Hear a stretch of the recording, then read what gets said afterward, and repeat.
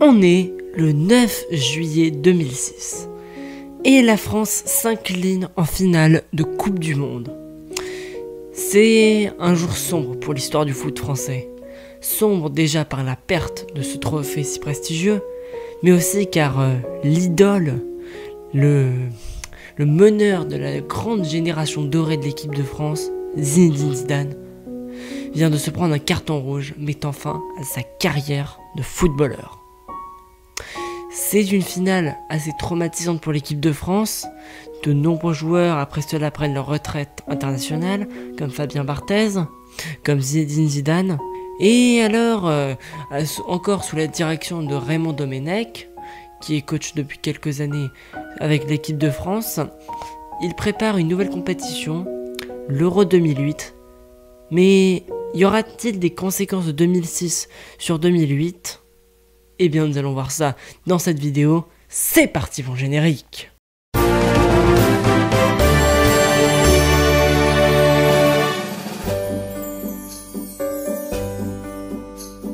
Alors à la suite de cette défaite de l'équipe de France, déjà si vous êtes intéressé par le parcours de la France à l'Euro 2006, j'ai déjà fait une vidéo sur ce sujet, le lien est en description.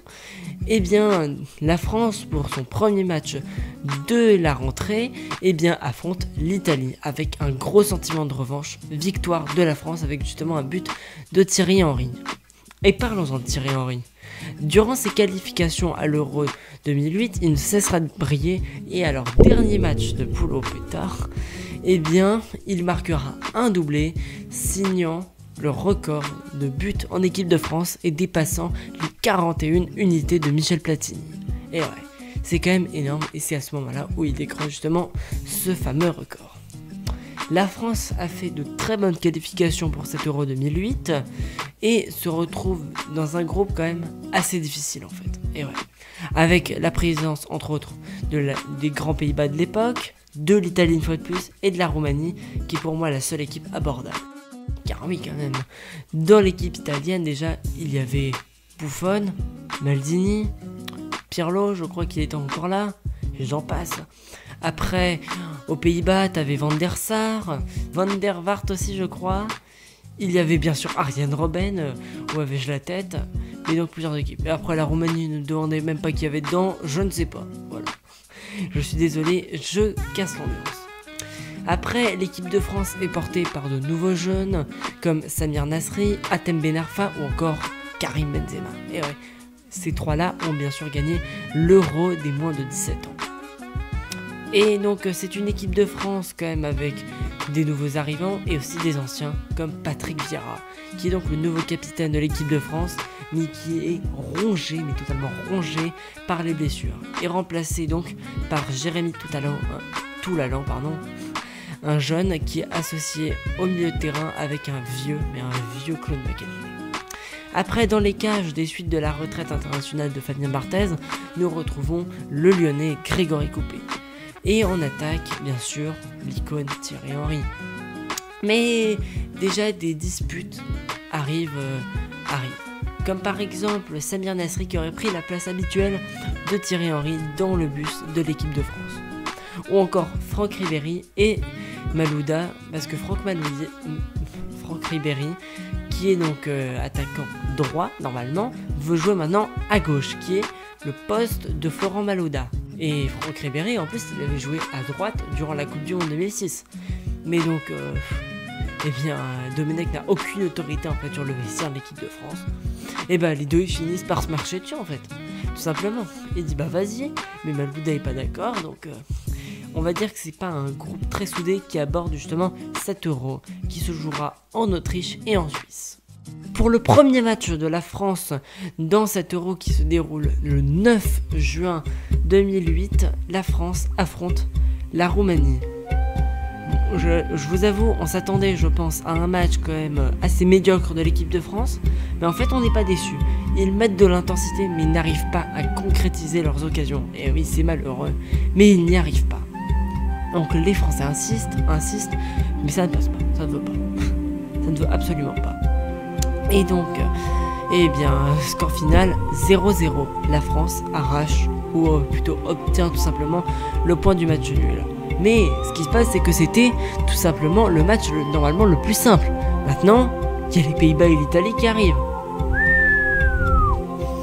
Et donc, contre ces Pays-Bas qui ont faim en fait, ils ont envie de les défoncer car ils ont défoncé l'Italie au premier tour, eh bien, ils ne vont faire tout simplement qu'une bouchée de la France. Et ouais, les anciens, à part peut-être Franck Ribéry qui quand même fera un bon match, tous les autres, tous les anciens, Coupé, Henry, Makelele, ils sont à la renverse.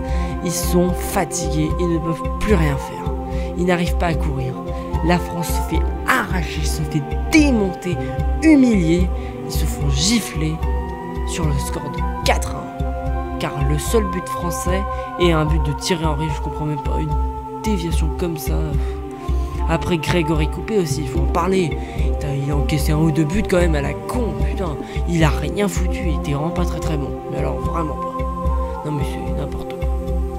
La France est vraiment mal, des polémiques une fois de plus éclatent. Encore une parole de disputes, tout ça. Mais surtout ce qu'on oublie, c'est Raymond Domenech qui adopte des systèmes de jeu. Il avait fait un 4-4-2 contre la Roumanie, qui était vraiment pas exceptionnel. Alors il décide pour le deuxième match de faire un 4-2-3-1. Ouais, un 4-2-3-1, pardon. Même son style de jeu m'a embobiné moi-même, dites-vous.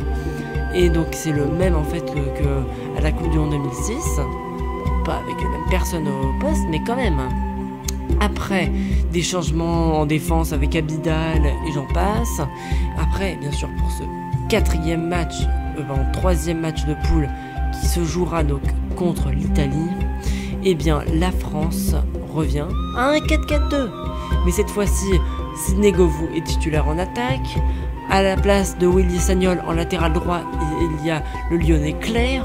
Non mais c'est un système de jeu, on n'y comprend rien. Et le problème c'est que dès les premières minutes du match, Eric Abidal concède le penalty et se fait exclure. Eh bien la France ne va pas réagir, 1-0 pour l'Italie. Et après, en seconde période, les Italiens vont marquer un deuxième but. Et qu'un but à la con, mais c'est pas possible. Non mais vraiment, c'est pas possible ce but. J'ai presque envie de me foutre en l'air quand je vois ça. Mais vraiment. Et je parle sérieusement là. Donc voilà, c'est vraiment pas exceptionnel. 7 €. La France est éliminée de l'Euro 2008 et termine dernier de leur poule avec seulement 1 point et un seul but. Et ça vous fait pas penser à quelque chose, ça? Non? Ça vous fait pas penser à quelque chose? Une tôle comme ça? Bah si, la Coupe du Monde 2010. Et oui, mes amis. Et oui. Donc voilà, la France en fait fait un remake, ou plutôt une avant-garde de la Coupe du Monde 2010, sauf que cette fois c'était version Euro. Et l'analyse de Domenech, bah oui, faut le mettre, faut le dire. Hein. L'analyse de Domenech de cet échec cuisant, je vous le mets. Hein. J'ai qu'un seul projet, c'est d'épouser Estelle. Donc c'est aujourd'hui que je lui demande vraiment. Je sais que c'est difficile, mais c'est dans ces moments-là qu'on a besoin de tout le monde et moi j'ai besoin d'elle. Bon. Bah merci Raymond, hein, merci. Hein. Excellent débrief, hein, excellent. Estelle Denis, elle va être très contente. Mais donc voilà, c'est un Euro consternant pour la France. Et surtout, presque aucune conclusion n'en sera tirée. Car la fédération française a déclaré, mais bien si, on va continuer avec Raymond Domenech pour les qualifications. Ce qui mènera à ce consternant match France-Irlande. Et après ce consternant match, cette consternante Coupe du Monde 2010. Et si ça vous intéresse, j'ai déjà fait une vidéo à ce sujet. Et si vous vous doutez de la qualité de cette vidéo, elle a fait quand même plus de 2000 vues, donc, et de nombreux pouces bleus, ça veut dire qu'elle a plu quand même à du monde. Donc n'hésitez surtout pas à aller la voir. Mais après, sous la conduite de Laurent Blanc puis de Didier Deschamps, la France va se réveiller et nous allons bientôt revenir en 2025 sur cela avec l'Euro 2016. Mais là, place aux vidéos de Noël, les amis, et de fin d'année, donc ce sera des sujets totalement différents. Donc voilà, j'espère que cette vidéo vous aura plu et intéressé sur l'Euro 2008. J'espère que les vidéos de l'équipe de France vous intéressent toujours autant. Après, si oui, bien sûr, n'hésitez pas à lâcher votre plus gros pouce bleu, bien sûr. N'hésitez pas à vous abonner. On se retrouve le 25 décembre pour la vidéo de Noël et après pour la vidéo de fin d'année ou de nouvel an. D'ici ces nouvelles vidéos, portez-vous bien et regardez mes shorts. Ciao les gars!